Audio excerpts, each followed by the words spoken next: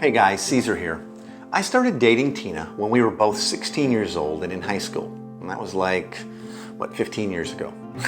No, actually, we've been together for well over half our lifetime. And this month we celebrate 32 years of marriage. I can barely remember a Caesar, without Tina in my life. I love you, honey. We started out dating and we became best friends. And throughout our marriage, we've discovered that it is super important to actively, intentionally work on staying friends. And having a regular, scheduled date night has been crucial to keeping the fires burning.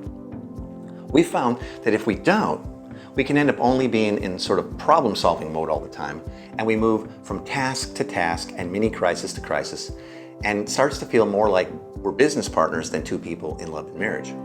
Now, in our case, Tina and I are actually business partners. We've owned and operated over a dozen businesses together over the years. So we really can get into detail mode, and our relationship ends up solely focused on what needs to get done or fixed or cleaned up. Oops, sorry, D.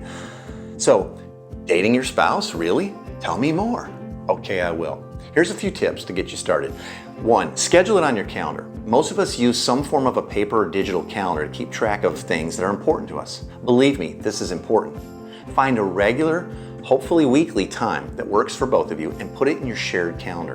And then put a fence around it. Don't let it get bumped off. Keep it sacred. Next, take turns planning out your date night. We've found that it's more fun if we go back and forth, take turns planning out the what and where of our date nights. We try and surprise each other a little, and it keeps the responsibility for those dates shared and non-burdensome. There are some really cool books out there that'll give you plenty of ideas if you need some help and creativity. Third, date nights don't have to be elaborate or expensive. Some of our best date nights were simple little picnics in the park or in our own backyard. Or maybe we take a walk around the neighborhood and have some ice cream afterwards. Once, early in our marriage, we actually drove over an hour to go to the new Starbucks that had just opened.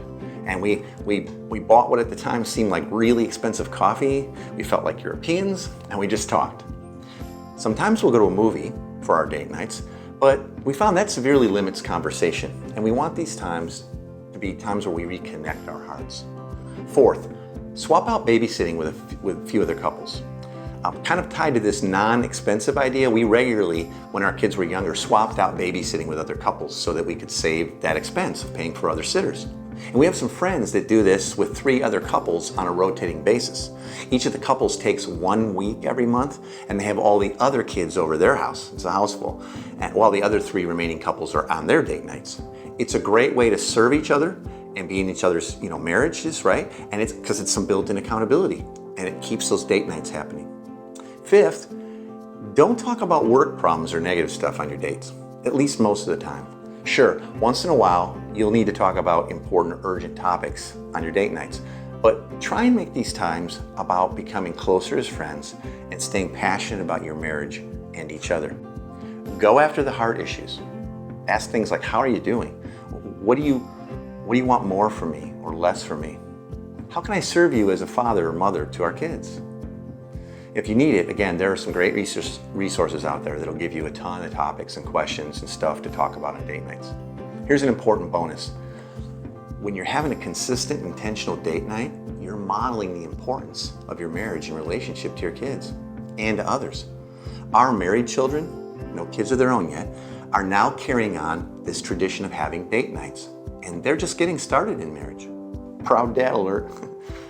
Tina and I have been more consistent at times with this rhythm than others, but between the two of us, and by God's grace, we usually get our date nights back on track and back to meaningful, intentional times of filling up our love tanks. So, if you've stopped dating your spouse long ago, or it's been a while since your dates have really reconnected your hearts, the next best time to get after that is now. Talk about it together. Get it on the calendar. Hey, let me know some of your best date night ideas on Facebook or in the comments below. As always, thanks for watching.